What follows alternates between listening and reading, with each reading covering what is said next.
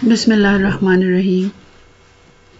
This is the poem of William Shakespeare. The name of the poem, Blow, Blow, Thou Winter Wind. So basically this poem is a song, and it has been taken from the play, Shakespeare play.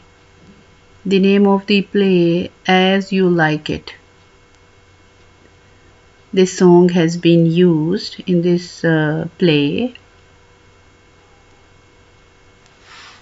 So now we will see that specifically a song sung by the character Ammon in Act 2, Scene 7. This song captures a cynical view of human relationship, contrasting the harshness of nature with the perceived ingratitude, thanklessness, and insincerity of people. So basically ये जैसे कि मैंने आपको बताया कि ये है song जो आपकी टेक्स्ट बुक में दिया हुआ है एज ए पोइम. ये है सॉन्ग और ये जो है ये शेक्सपियर का एक प्ले है जिसका नाम है as you like it. As you like it इसमें इसे गाया गया है और ये गाया है एमन्स ने एक्ट 2 में सीन 7 में. ठीक हो गया. इस प्ले में ये इस सॉन्ग में क्या है कि ये है cynical view of human relation. Cynical किसे कहते हैं? सिनिकल एक ऐसा बिहेवियर होता है, एक ऐसी पर्सनालिटी होती है इंसान की जिसमें इंसान ये सोचता है कि ये सारे लोग मेरे मुखालिफ हैं और ये सारे लोग जो हैं ये मुझे नुकसान ही पहुंचाएंगे और जो है ये मेरे लिए सिंसियर नहीं है. ठीक है. तो इस तरह का माइंड सेट होता है उन लोगों का. तो this song capture a cynical view of human relationship, contrasting the harshness of the nature with perceived ingratitude, thanklessness and insincerity of people. So contrasting, यहाँ contrasting क्या दिया हुआ है? किसके साथ contrast किया है? contrast किया है harsh weather के साथ. देखें, blow blow through winter wind. तो इसका जो नाम है वो भी इसी तरह का है कि वो जो है एड्रेस कर रहा है विंटर विंड को, जो पोइट है, और उसकी हार्शनेस को वो कंपेयर कर रहा है ह्यूमन पर्सनालिटी के साथ जो कि इनग्रैटिट्यूड है और जो कि इनसिंसियर है. ठीक है. तो इनग्रैटिट्यूड कहते हैं नाशुक्रगुजारी को, थैंकलेसनेस हो गया. ठीक है. और इनसिंसियरिटी जो सिंसियर नहीं होता. सही है. अच्छा जी, अब यहाँ पर हम देखते हैं stanza 1, blow blow throw winter wind. अच्छा, यहाँ पर ये जो कैपिटल A B C ये जो दिए हुए हैं कैपिटल, ये हैं राइमिंग स्कीम. तो इसके ऊपर हम बाद में आएंगे. और ये जो ब्रैकेट में वर्ड्स दिए हुए हैं इसको जो मैंने अंडरलाइन किया है उसको आगे मैंने ब्रैकेट में लिख दिया है ताकि आपको उसका मीनिंग आ जाए. ओके. तो यहाँ है blow blow throw winter wind. Throw का मतलब you. Blow blow throw winter wind thou art not so unkind. तो यहाँ पर वो विंटर विंड को मुखातिब कर रहा है विलियम शेक्सपियर और वो ये कह रहे हैं कि चलती रहो चलती रहो चलती रहो सर्दियों की हवा. थो आर्ट नो सो अनकाइंड, यानी कि अगरचा तुम्हारा, थो का मतलब होता है yours, art not so unkind के मुझे पता है कि तुम मेहरबान नहीं हो, अनकाइंड नहीं हो, नहीं sorry, so unkind, not so unkind कि तुम ना मेहरबान नहीं हो. काइंड का मतलब होता है मेहरबान, अनकाइंड का मतलब होता है ना मेहरबान. तो तुम ना मेहरबान नहीं हो. क्यों? एज मैंस इनग्रैटिट्यूड, जैसा कि इंसान की नाशुक्रगुजारी है, थैंकलेसनेस है। यानी तुम उसकी तरह इंसान के, यहाँ एज दिया हुआ है तो एज जो है वो है कंपैरिजन, और एज और लाइक जो है वो सिमिली होता है। आपको पता होना चाहिए लिटरेरी डिवाइस में एज और लाइक जो है वो सिमिली है, ठीक है। तो यहाँ पर आपके पास एक लिटरेरी डिवाइस भी आ गई। तो एज मैंस इनग्रैटिट्यूड, तो इस हवा का, इस ठंडी और बिटर और विंटर की कोल्डनेस को उसने कंपेयर किया है इंसान की नाशुक्रगुजारी के साथ। और पोइट कह रहा है कि इंसान की जो नाशुक्रगुजारी है वो बहुत ज़्यादा है, इतनी ज़्यादा हवा, थो आर्ट नोट सो अनकाइंड, यानी हवा, ये जो ठंडी हवा है ये भी इतनी ज़्यादा ख़तरनाक या ना मेहरबान नहीं है जितनी कि इंसान की नाशुक्रगुजारी। थे टीथ इज नोट सो कीन, थे का मतलब हो गया योर और कीन का मतलब है शार्प। तो थे टूथ इज नोट सो कीन, तुम्हारे जो दांत हैं वो इतने ज़्यादा शार्प नहीं हैं, बिकॉज थो आर्ट नॉट सीन, क्योंकि तुम जो है वो नज़र नहीं आती। मैं इसका लफ्ज़ी तर्जुमा आपको करके बता रही हूँ ताकि आपको थोड़ी सी अंडरस्टैंडिंग हो जाए। इसके बाद पैराफ्रेजिंग यहाँ पर मैंने लिखी हुई है, तो जब आप पैराफ्रेजिंग पढ़ेंगे तो आपको मज़ीद क्लियर हो जाएगा। लेकिन यहाँ पर जब मैं आपको मीनिंग के ज़रिए समझाऊंगी, जिस तरह मैं आपको बता रही हूँ, इस तरह आपको खुद से पैराफ्रेजिंग करना भी आ जाएगी और आपको काफ़ी अंडरस्टैंडिंग हो जाएगी पोइम की। थे टूथ इज़ नॉट सो कीन, तुम्हारे जो दांत हैं वो इतने शार्प नहीं हैं, बिकॉज थो आर्ट नॉट सीन, क्योंकि तुम नज़र नहीं आती। ऑल्दो थे ब्रीथ बी रूड, अगरचा कि तुम्हारी जो, वो यहाँ पर विंड को ब्रीथ कह रहे हैं, ब्रीथ, ये विंड की बात हो रही है। ब्रीथ बी रूड, तुम्हारी जो हवा है वो बहुत ज़्यादा रफ है, रूड है, इल मैनर्ड है, ठीक है। हे हो सिंग हे हो unto the green Holi, unto कहते हैं, ये आर्काइक वर्ड है, अनटू कहते हैं अनटिल को। ग्रीन होली यानी जब तक कि ज़िंदगी है, लाइवलेस, मतलब ज़िंदगी में एक खुशी है, ग्रीन होली, तो आप गाओ और झूमो और गाओ। Most friendship is फेनिंग, most friendship जो है वो फेनिंग है, फेक है, धोखा है। मोस्ट लविंग मेयर फॉली, और जो बहुत ये मोहब्बत के रिश्ते हैं, ये प्यार और मोहब्बत है, ये मेयर का मतलब होता है महज, फॉली फुलिश है, फुलिशनेस है, ये कुछ नहीं है। देन हे हो दी होली, फिर उसके बाद ये सॉन्ग का एक जैसे कि वो है स्टार्टिंग है, हे हो दी होली, तो ये खुशी के अल्फाज हैं। This life is most jolly, ये ज़िंदगी जो है वो बहुत ज़्यादा जॉली है, खुशियों से भरी हुई है, हैप्पीनेस है, ठीक है। तो अब हम इसकी पैराफ्रेजिंग देख लेते हैं। पहले मैं आपको ये 2 लाइनें पढ़ देती हूँ। ब्लो ब्लो थो, ओके, पहले हम इसकी राइमिंग स्कीम देख लेते हैं। तो फर्स्ट वर्ड इसका जो लास्ट, मतलब इस लाइन का जो लास्ट वर्ड है उसका है विंड, विंड अनकाइंड। तो डी और डी की आवाज़ आ रही है, तो ये दोनों राइम कर रहे हैं आपस में, तो इसको भी हम लेटर ए देंगे और इसको भी हम लेटर ए देंगे। इन ग्रैटिट्यूड, ग्रैटिट्यूड और कीन और अनकाइंड और विंड, तो ये किसी के साथ, ना ऊपर वालों के साथ मैच कर रहा है ना नीचे के साथ मैच कर रहा है, जो इनिशियल नीचे इनके लाइन है।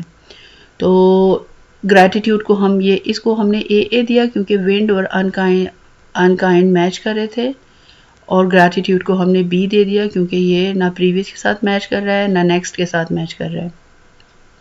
कीन इज अ न्यू साउंड, पुरानों के साथ में मैच नहीं कर रहा। कीन और सीन ये आपस में मैच कर रहे हैं, तो हमने इसको भी सी कंसीडर किया और इसको भी हमने सी का लेटर दे दिया।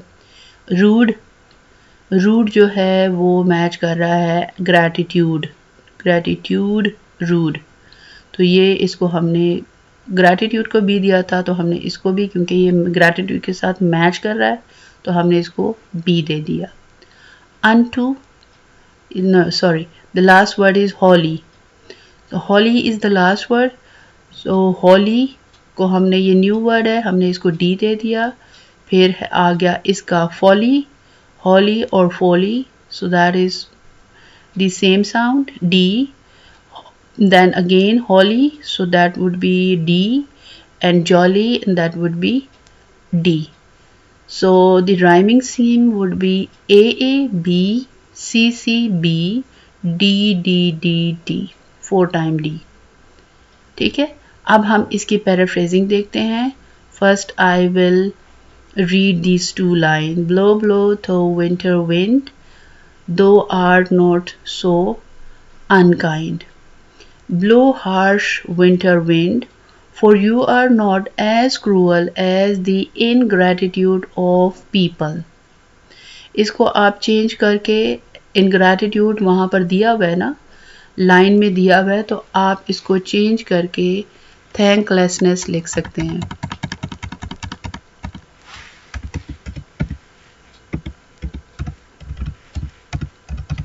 ठीक हो गया, as the thanklessness of people. तो हमारे पास, हमने इस वर्ड को भी चेंज कर दिया क्योंकि पैराफ्रेज में आपने वर्ड्स को चेंज करना होता है। तो यहाँ पर cruel as thanklessness of the people, though your icy breath is rough and cutting. यहाँ क्या हो गया, दो आर्ट नोट, ठीक है, एज मैन, एंड ये भी हो गया, तो थे tooth is not so keen because thou art not seen. अब हम यहाँ इसको देख लेते हैं।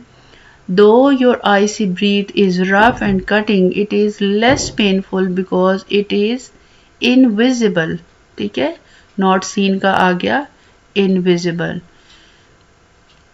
अब देखें the falsehoods of the friendship। अब हम इस लाइन को पढ़ते हैं। ये ब्रीथ, ये रूड, ये यहाँ पर आ गया, ये देखें ब्रीथ, आईसी ब्रीथ, ठीक है ना, ये सारा, क्योंकि हमने इसको एक सेंटेंस फॉर्म में करना होता है, तो हम इसको जो है एक सेंटेंस फॉर्म में इसको लेके आते हैं। हे हो सिंग हे हो unto the green holly, most friendship is feigning, most loving mere folly. अब the falsehoods of friendship and the foolishness of the love are far more hurtful. तो ये हर्ट करता है इंसान को। Therefore, अब हम इसको देखते हैं, ये कहाँ लाइन है। Then hey ho the holly, this life is most jolly. Therefore let's sing and cheers until you are young and energetic. Most friendship are fake and most love is just an illusion. But despite this, life is still enjoyable and carefree. तो हमने ये देखा कि ये जो है, ये line को हम सेट करके इनके सेंटेंस स्ट्रक्चर को हम इन पैराफ्रेज के डिफ़िकल्ट वर्ड को हम एक सेंटेंस में ला के इसको पैराफ्रेज कर देते हैं। फिर अब आ जाएं सेकेंड पे। फ्रीज फ्रीज थो बिटर स्काई, फ्रीज फ्रीज थो बिटर स्काई। अब पोइट कहते हैं कि फ्रीज कर दो बिटर स्काई, इस सारी चीज़ों को फ्रीज कर दो। दैट डोस नॉट बाइट सो ने, डोस का मतलब है डू, ने का मतलब होता है समथिंग, अब यहाँ देखें आप, इसकी पोइट कहते हैं कि bitter sky for your cold does not, वो ये कहते हैं कि ये जो बिटर स्काई है इसका वूंड जो है ये नॉट बाइट सो नहीं, इसकी ये जो बाइट है, इसकी ये जो तकलीफ है ये इतनी ज़्यादा ख़तरनाक नहीं है। अच्छा, फिर यहाँ पर एज इस्तेमाल हुआ है, एज सिमिली है, जैसे कि मैंने आपको कहा है लिटरेरी डिवाइस है ये, और ये सिमिली लिटरेरी डिवाइस है। तो यहाँ वो ये कहता है एज बेनिफिट फॉर गेट, यानी पोइट ये कह रहे हैं कि जो स्काई की जो बिटरनेस है, फ्रीज फ्रीज तो बिटर स्काई, बिटर स्काई, इसको फ्रीज कर दो, हर चीज़ को फ्रीज कर दो। दैट डोज नॉट बाइट सो नाई, लेकिन इसकी बाइट जो है वो नहीं है ख़तरनाक, जैसा कि उस शख्स की या उस ह्यूमन बीइंग की जो कि बेनिफिट को या किसी फ़ायदे को या किसी हेल्प को फॉरगेट कर देता है, भूल जाता है। ठीक है। दो थो दी वाटर वर्ब्स, वर्ब्स का मतलब है ट्विस्ट और बेंड।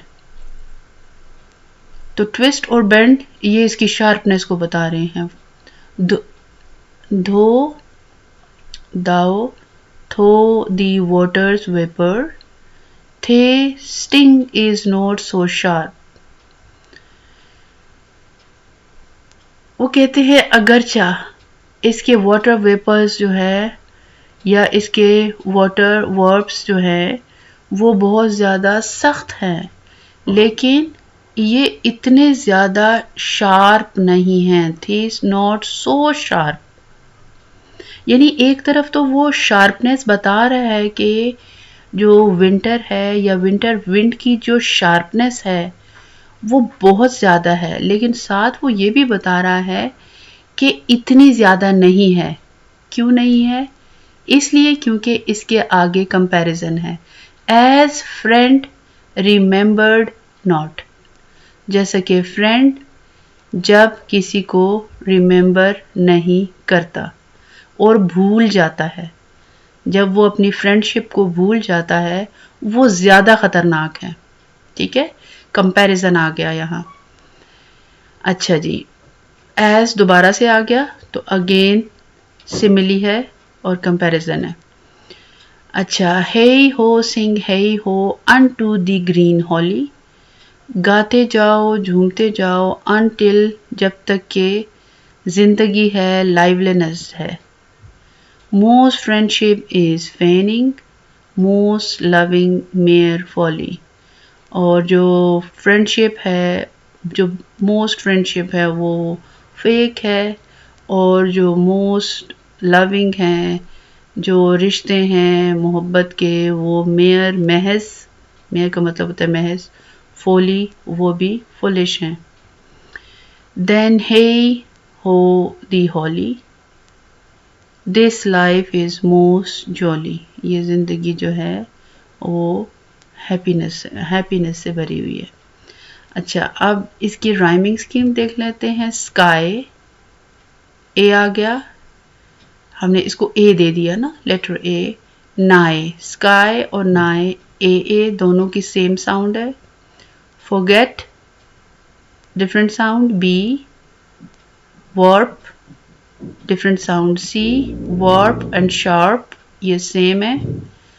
नॉट और फॉरगॉट ये सेम है तो बी भी आ जाएगा इनका। हॉली और folly same sound, holly and jolly same sound, so उन तीनों को हमने चारों को टीडी दे दिया। तो rhyming scheme again the same, A B, C B, and then P and D, 4 times D. So now it's paraphrasing.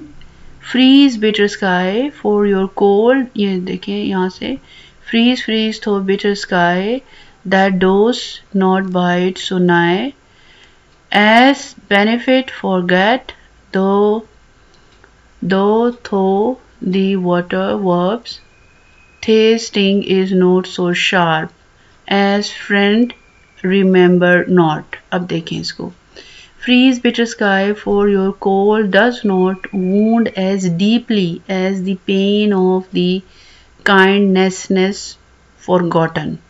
जो किसी भलाई को, शुक्रगुजारी को, मेहरबानी को भूल जाता है, उससे ज़्यादा तुम्हारा ज़ख्म ज़्यादा नहीं है, यानी इस सर्दी का ज़ख्म ज़्यादा नहीं है उस ज़ख्म से जो कि एक मेहरबानी को भूल जाने से दिया जाता है. Even though you freeze the waters, your sting is not as sharp as the sorrow of being neglected by a once close friend. ठीक है ना, as friend remember not. तो इसका being neglected by one's close friend, जो आपको neglect कर देता है, नज़रअंदाज कर देता है, जो sorrow कहते हैं गम को, उस गम से ज़्यादा आपका ये freezing water जो है, इसकी जो sharpness है, ये मुझे इतनी तकलीफ़ नहीं देती जितना कि मुझे उस गम की, वो गम है, यानी उस गम की तकलीफ़ है जब एक क्लोज़ फ्रेंड आपको भूल जाता है और निगलेक्ट कर देता है, नज़रअंदाज कर देता है. Let's sing and cherish until you are young and energetic. ये कहाँ पर लाइन है? Most friendship it's waning. No, here is hey ho, sing hey ho unto the green holly. ठीक है? Let's sing and cherish until you are young and energetic. Most friendship is waning, most loving mere folly. इसका हो जाएगा most friendship are fake and most love is just an illusion. So then the last two lines, then hey ho the holly, this life is most jolly. अब यहाँ पर but despite this life is still enjoyable and carefree. तो ये हो गई आपकी paraphrasing और rhyming scheme. So अब हम we will move towards the summary, theme and central idea.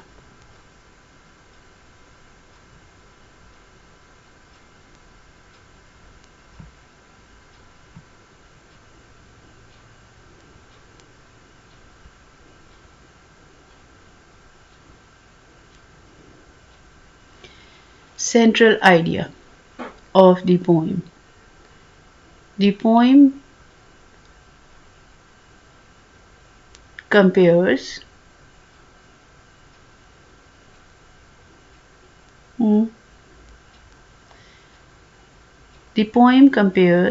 the coldness of nature to the cruelty of human ingratitude and betrayal, showing the emotional pain caused by the people hurts more than the harshness of winter. Despite this, it encourages staying strong and finding joy in life. So central idea में the poem क्या कहते हैं? Compare the coldness of the nature. जो coldness है, जो ठंडक है मौसम की, या जो शिद्दत है मौसम की, किस चीज़ से कंपेयर कर रहे हैं? क्रूएलिटी.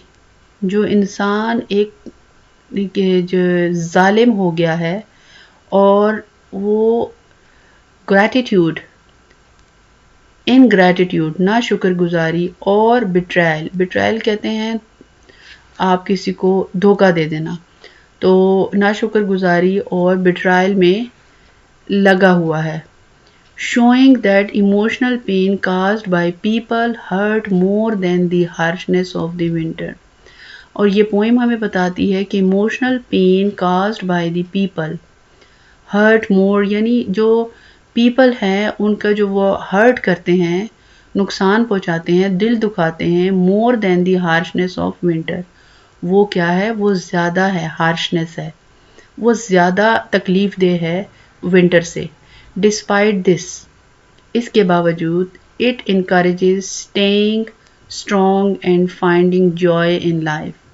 और इसके साथ ये जो पोइम है ये इनकरेज करती है रीडर को स्टेइंग स्ट्रॉन्ग, कि वो स्ट्रॉन्ग रहें, and finding joy in life, और ज़िंदगी में खुशी तलाश करें। अच्छा, अब हम इसकी थीम देख लेते हैं। थीम में इसकी 4 थीम्स हैं, ठीक है। तो फर्स्ट थीम हम देख लेते हैं, ह्यूमन इनग्रैटिट्यूड एंड बिट्रायल। तो ये तो इसकी जो है आप ये समझें कि ये इस पे पूरी पोइम जो है वो बेस करती है। The emotional pain caused by the ungratefulness and neglect is deeper and more enduring than the physical harshness of nature. So that is the ingratitude और betrayal। क्या हो गया? नाशुक्रगुजारी और धोखाधड़ी जो है वो ये बताते हैं, ये इसकी पहली थीम है कि emotional pain caused by the ingratefulness जो होती है नाशुक्रगुजारी से और नज़रअंदाज करने से वो ज़्यादा है, और वो ज़्यादा मोर इंड्यूरिंग है, वो ज़्यादा देरपा है, वो ज़्यादा देर तक रहती है then the physical harshness of the nature, जो कि फ़िज़िकल हार्शनेस है। फ़िज़िकल हार्शनेस तो कम टाइम के लिए होगी ना, सर मौसम क्लियर हो जाएगा और सर्दी ख़त्म हो जाएगी तो हार्शनेस ख़त्म हो जाएगी, लेकिन मौसम की हार्शनेस, लेकिन जो इंसान की दी हुई तकलीफ़ जो कि नज़रअंदाज करने से और या नाशुक्रगुजारी से, यानी जब हम किसी का थैंक्स नहीं करते, हम उसकी जो उसने हमारी मदद की होती है हम उसको भूल जाते हैं, वो ज़्यादा तकलीफ़ दे है। Nature versus humanity. Nature's cruelty is depicted as less harmful because it is impersonal and inevitable, unlike the conscious hurt caused by the being। तो यहाँ पर नेचर और ह्यूमैनिटी जो है इसका कंपैरिजन है। Nature cruelty depict as less harmful, जो nature है वो बता रहे हैं कि वो लेस हार्मफुल है देन दी ह्यूमन, और जो ह्यूमन की है वो इनएविटेबल है, ठीक है। और फिर ये बता रहे हैं कि unlike the conscious hurt caused by human being, जो कि अनलाइक द कॉन्शियस हर्ट, ये कॉन्शियस हर्ट मतलब ये जानबूझ के ह्यूमन जो हैं वो एक दूसरे को नुकसान पहुंचाते हैं, हालांकि उन्हें पता है कि अगर हम ये नुकसान पहुंचाएंगे या हम बिट्रे करेंगे तो ये गलत बात है, और वो ये करते हैं। Resilience and cheerfulness. रेजिलियंस का मतलब है उठ के दोबारा खड़े होना, यानी कि आप हार के दोबारा से जीत की तरफ जाना, गिर के दोबारा से खड़े होना, इस मतलब में आता है रेजिलियंस एंड चेयरफुलनेस। चेयरफुलनेस इसका मतलब है खुश, happiness. The evergreen holly symbolize endurance and finding joy amidst adversity, suggesting that life's struggles do not negate its moments of happiness। The evergreen holly symbolize, evergreen देखें आपने इसको देखा है green holly, so evergreen holly symbolize endurance and finding joy amidst adversity। यानी वो ये कहते हैं कि adversity कहते हैं मतलब दूसरी तरफ मुखालिफ, वो ये कहते हैं कि ये सारी चीज़ें हो रही हैं लेकिन उसके मुखालिफ हमारे पास एवरग्रीन हॉली भी तो है, जो कि हमने इन सारी चीज़ों के बावजूद, इन सारे ये जो है बिट्रायल भी है, इनग्रैटिट्यूड भी है, सेल्फिशनेस भी है, इनसिंसेरिटी भी है, लेकिन इसके बावजूद पोइट जो है वो मोटिवेट कर रहा है लोगों को कि आप ग्रीन होली की तरफ, लाइवलीनेस की तरफ, ज़िंदगी की तरफ, और वो सिंबलाइज कर रहे हैं कि आप फाइंड करें अपने लिए Joy, suggesting that life struggle do not negate its moments of happiness. तो उसको निगेट नहीं करना चाहिए हैप्पीनेस की मूवमेंट को, ठीक है, यानी कि उसको अपनी ज़िंदगी में हैप्पीनेस को ऐड करना चाहिए कि हैप्पीनेस भी मौजूद है। साइनिसिज्म टूवर्ड्स रिलेशनशिप। साइनिसिज्म, जैसे कि मैंने आपको पहले बताया है इसका meaning, friendship and love are presented as often shallow and insincere, reinforcing the speaker's disillusionment with human connection. साइनिसिज्म कहते हैं उस बिहेवियर को, उस पर्सनैलिटी ट्रेट को जिसमें इंसान ये समझता है कि ये सारे लोग मेरे मुखालिफ हैं और ये सारे लोग मेरा बुरा चाहते हैं और ये सारे लोग सेल्फिश हैं। साइनिसिज्म टूवर्ड्स रिलेशनशिप, तो यहाँ friendship and love are presented as often shallow और इनसिंसियर। यहाँ पर इस पोइम में दिखाया गया है कि फ्रेंडशिप और जो लव है वो शैलो है और इनसिंसियर है, यानी उसमें कोई सॉलिडनेस नहीं है, ठीक है। इन reinforcing the speaker disillusionment with human connection, और वो ये बताता है कि ये सारा कुछ फेक है। स्पीकर जो है वो ये कहता है कि ये जो ह्यूमन रिलेशन है वो ये सारी कनेक्शन हैं जो ये सारे फेक हैं।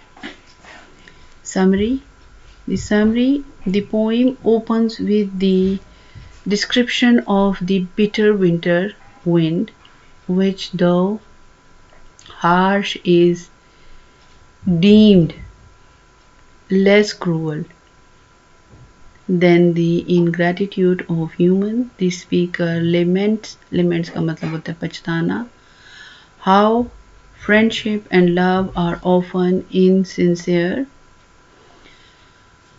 contrasting them with the inevitability and neutrality of nature's harshness. Despite this cynicism, the chorus encourages celebrating life, resilience, using the evergreen holly as a symbol of enduring joy. Enduring कहते हैं हमेशा रहने वाली या काफ़ी देर तक रहने वाली joy. The second stanza contains the contrast, this time focusing on the freezing sky, which though physically printing is not as painful as being forgotten by a friend. Ultimately, the poem blends a cynical view of human behavior with a call of persevere and find jollity despite life's challenging. Okay, the poem opens with the description of the bitter winter wind. हम देखते हैं कि poem जो है वो शुरू होती है कि विंड जो है, विंटर विंड जो है वो बहुत बिटर है, ये इसका एक पर्सपेक्टिव है। which though harshness of deemed less cruel than the ingratitude of human.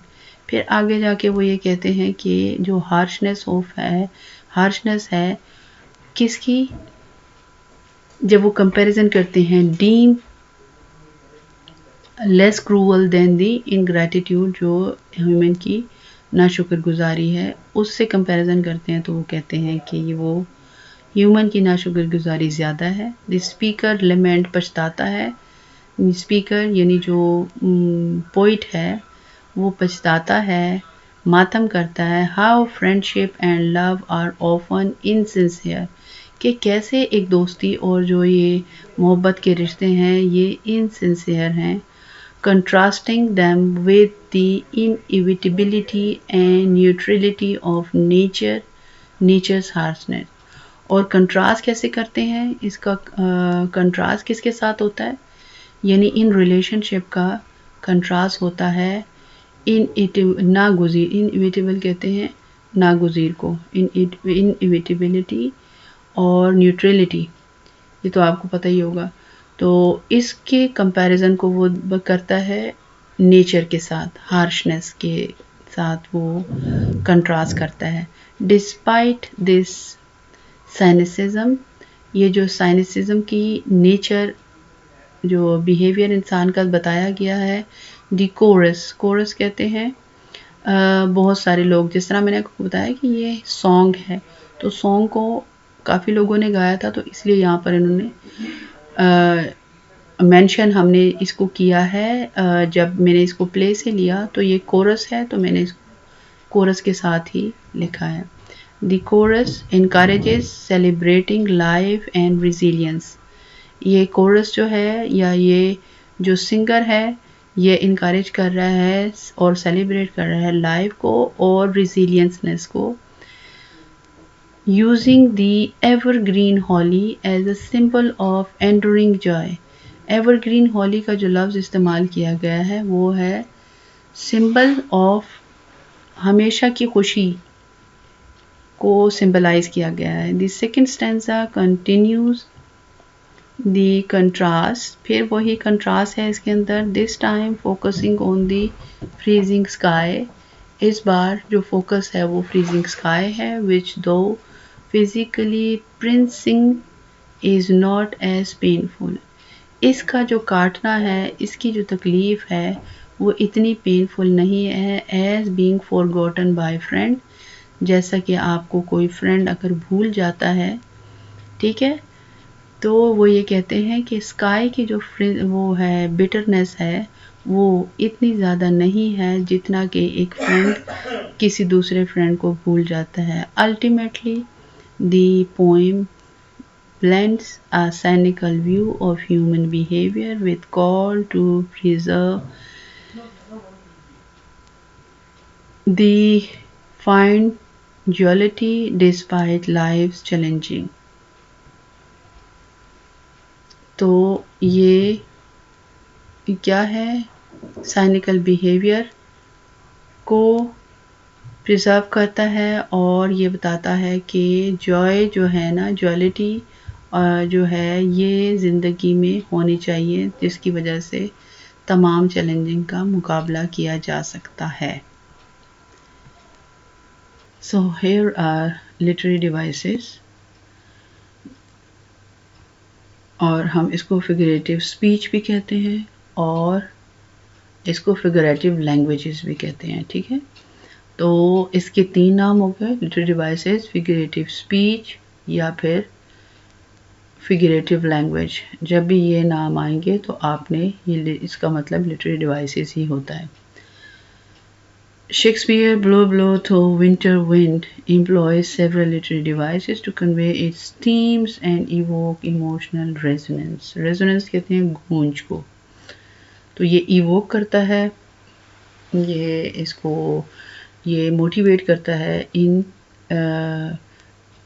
Literary devices को, ताकि वो इसकी थीम को जो है मज़ीद एलिबरेट करें, ठीक हो गया। तो पहली है पर्सोनिफिकेशन, और ये लिटरेरी डिवाइस जो है ये बड़ी स्ट्रॉन्ग है इस पूरी पोएम में। क्यों? क्योंकि वो हवा को ह्यूमन के साथ कंपेयर करता है और उसकी क्वालिटीज़ बताता है। Nature is given human qualities, ठीक है। तो यहाँ personification is in this poem, ठीक है। Nature is giving human qualities, making it easier to compare with human behavior. Blow, blow, though winter wind portrays the wind as a living entity. वो उसको ऐसे समझता है कि वो पोइट कहता है कि ये जो है लिविंग एंटाइटी है। विंड से वो बातें कर रहा होता है और उससे कह रहा होता है कि और ज़्यादा चलो और ज़्यादा तेज़ चलो।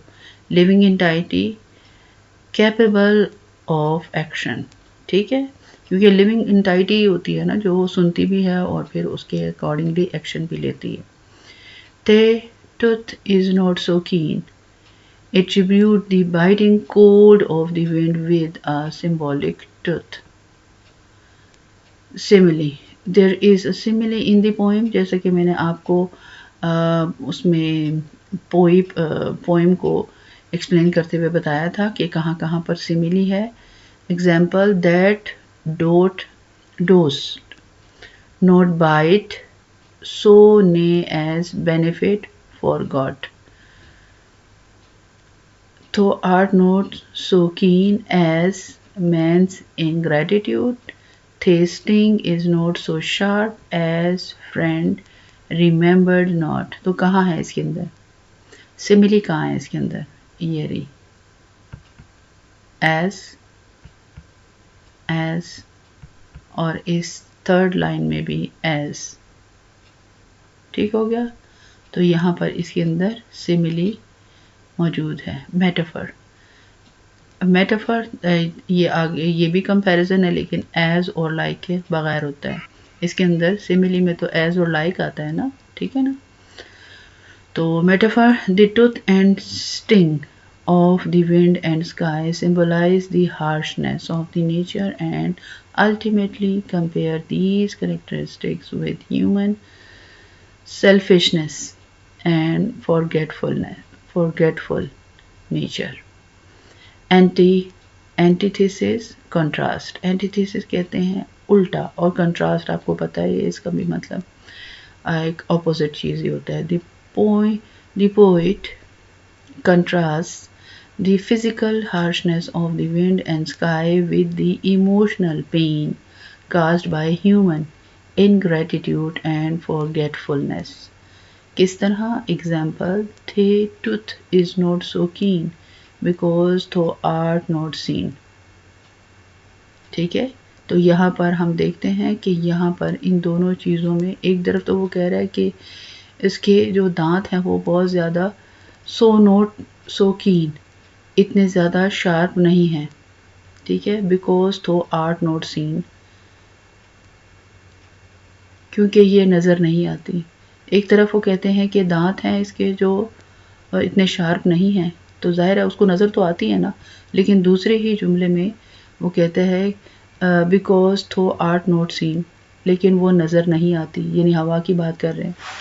एक जगह पे वो कह रहे हैं कि नज़र, मतलब एक जगह पे पोइट को वो नज़र आ रहे हैं और वो ये कह रहे हैं कि जो इसके दांत हैं वो शार्प नहीं हैं इतने ज़्यादा, और दूसरे में वो टोटली डिनाई करके वो कह रहे हैं कि नज़र ही नहीं आती है हवा, ठीक है। तो यहाँ पर एंटीथेसिस है, लिटरेरी डिवाइस मौजूद है।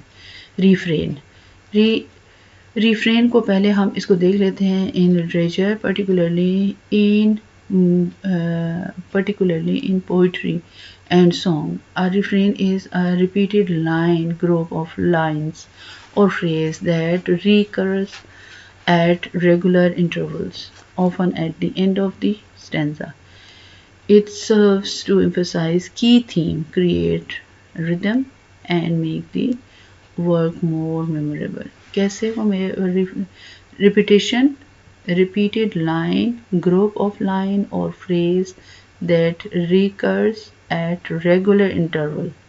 Regular interval से जो चीज़ repeat होती है और mostly at the end of the stanza, ठीक है, ठीक हो गया। अब देखते हैं हम यहाँ पर the repetition chorus. Hey ho, sing hey ho unto the green Holi. अब यहाँ पर हे हो और हे हो देखें, ये रिपीटेशन है, ठीक है, और ये अन टू द ग्रीन होली, आप देखते हैं कि ये दोनों स्टेंसों में ये रिपीट होता है। Emphasize the theme of the life's bittersweet nature and adds the lyrical quality of the poem. Repetition of the most friendship is feigning, most loving mere folly. Underscore the cynicism towards human relationship, और ये भी cynicism को promote कर रही है.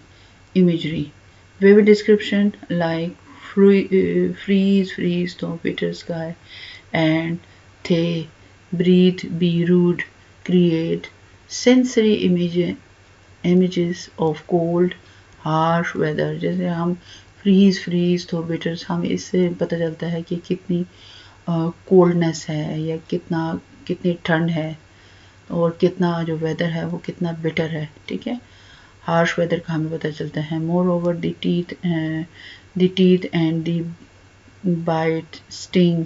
ठीक है, bite और स्टिंग ये दोनों चीज़ें एक ही हैं. Of the cold weather are also the imagination. जाहिर है जब ये दांतों का बताया जाता है कि वो बाइट विंड के जो दांत हैं वो इतने शार्प नहीं है, तो ये सारी इमेजरी ही है. एलिट्रेशन जो है वो repetition of the initial consonant sound है, सच एज इन फ्रीज. अब फ्रीज में आप देखें कि इनिशियल कॉन्सोनेंट साउंड आपको पता चल रहा होगा फ्रीज में कहाँ पर है. And friendship is फेनिंग, it is also seen in the starting line of the poem. ठीक है, ब्लो तो विंटर विंड. देखें यहाँ पर ब्लो में बी है और तो विंटर विंड में डब्ल्यू है. Enhance the rhythm and musicality of the poem. Repetition of the consonant sound add the musical quality to the poem. Some more example, hey ho sing hey ho. तो यहाँ पर भी आप देखें repetition of h sound है, h है. और unto the green holly, most friendship is feigning, most living mere folly. तो आप देखें कि ये repetition of f है इसके अंदर. फिर देखें then hey ho the holly, this life is most jolly. तो though थे the water verbs. तो ये आप देखें WW के इसके अंदर रिपीटेशन है और इसके अंदर थे और थे की रिपीटेशन है. तो टी कहते हैं, जिस तरह हम क्यों कहते हैं इनिशियल साउंड ऑफ कॉन्सोनेंट. तो यहाँ है रिपीटेशन. अब यहाँ जर्नल रिपीटेशन, यानी रिपीटेशन किसकी की phrases and ideas are repeated to the emphasize the theme. ये इसकी definition है. ठीक है, key phrases and ideas are repeated in to emphasize the theme. अब हम देखते हैं example. most friendship is feigning, most loving mere folly. hey ho sing hey ho. तो आप देख लें कि ये जो है ये repetition है इसके अंदर मौजूद. irony, the poem ironically presents life as most jolly, despite it focus on the betrayal and kindness, highlighting the paradox of the finding joy amidst pain. अच्छा जी, यहाँ पर आयरनी ऐसी चीज़ को कहते हैं जैसे कि मतलब कुछ कहे हुए स्टेटमेंट से हट के, यानी आप कह कुछ रहे हैं और आपका मकसद कुछ और है. तो यहाँ पर आप देखें कि पोइम ने जो पोइट है वो पहले ये कहता है जो लाइफ है, पहले नहीं बाद में ये कहता है लाइफ जो है वो मोस्ट जॉली है, यानी लाइफ जो है उसमें हैप्पीनेस है. हालांकि वो ये उससे पहले ये कह देता है कि जो है ह्यूमन बीइंग जो हैं वो उसमें बिट्रायल मौजूद है और वो अनकाइंड हैं और वो सेल्फिश हैं ह्यूमन बीइंग्स. ठीक है, तो जब वो ये बता देता है पहले कि ये सारी चीज़ें मौजूद हैं, फिर वो ये कहता है कि लाइफ इज़ मोस्ट जॉली. तो ये फिर जाहिर है या आयरनी इसके अंदर ज़रूर मौजूद है. तो हाईलाइटिंग दी पैराडॉक्स कहते हैं उल्टी बात को. ऑफ फाइंडिंग जॉय मिडिस्ट पेन, यानी जॉय भी है और पेन भी है. यानी एक तरफ तो वो ये कह रहा है कि ज़िंदगी खुश है, मज़े करो, और दूसरी तरफ वो ये कहता है कि ह्यूमन बीइंग जो हैं वो बिट्रे कर रहे हैं और यहाँ पर कोई फ्रेंडशिप नहीं है, कोई मतलब मोहब्बत का रिश्ता नहीं है। ठीक है। अच्छा जी, सिंबलिज्म।